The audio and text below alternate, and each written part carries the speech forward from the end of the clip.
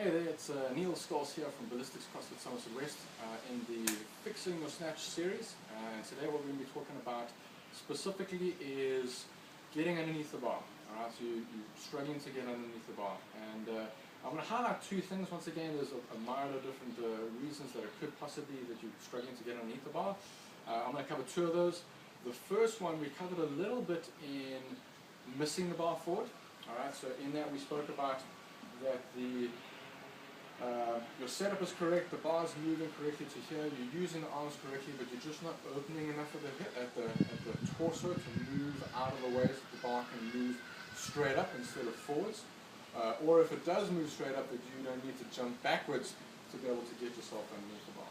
So that's the first thing you want to have a look at is, go have a look at that video. It was obviously in our previous series. Just to quickly recap, so the main difference when you extend as opposed to extending straight up, right, where your chest or head possibly gets in the way, we want to move slightly backwards. The bar still moves up, all right, but give some space for you to be able to get underneath the bar. All right, whereas if you're straight up, whoopsie, exactly that's what happens. All right, either you shift the bar forwards or you need to jump backwards. So instead of straight up, right, we're looking at open up those hips, open up the chest, move the chest out the way so you can bend under. So that's the first thing, moving the body in the right position so that the bar can come straight up. The second thing I'm going to talk about is just confidence. So you might be relatively new to Olympic lifting, specifically the snatch, and you just haven't done this before. You might have done a couple of overhead squats, but now you're expected to drop and jump underneath this weight that's sitting over your head. So to get that confidence, instead of going straight to the full squat snatch, what I would recommend is a snatch balance or a drop snatch. Different names for this, whatever you want to call it.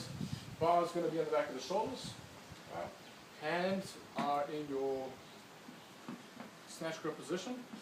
The easiest way to do this to start out with is in your landing position.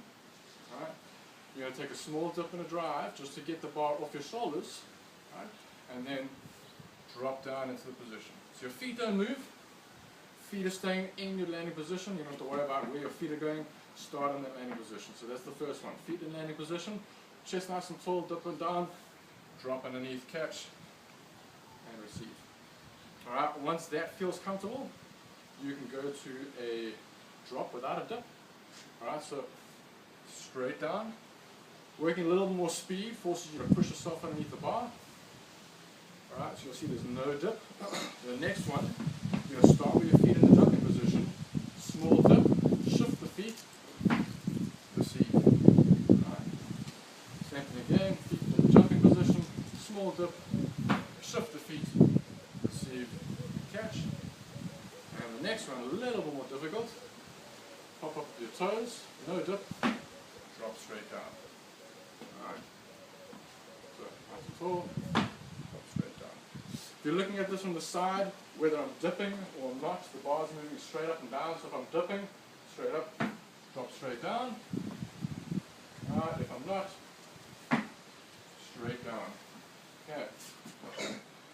So these couple of drills will just get you a little more comfortable underneath the bar. The more you practice this, the better it's going to get. Combine that with some overhead squats if you're not strong enough in that overhead position.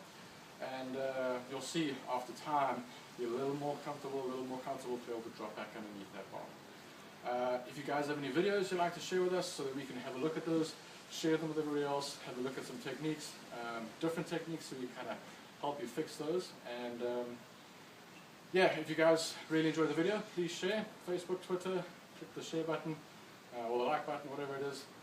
And then we've also got our advanced barbell and strength bias classes, which is pretty much covering exactly all of this, all the finer details of Olympic lifting, also getting stronger. So it's not just about the technique of it, but also progressively getting heavier. That's both for 1 rep max, so if you're doing specifically Olympic lifting, and then also specifically for those that are competing in sports like CrossFit, or even other sports that require the Olympic lift. So get in contact with us, we'd love to tell you a little more about that.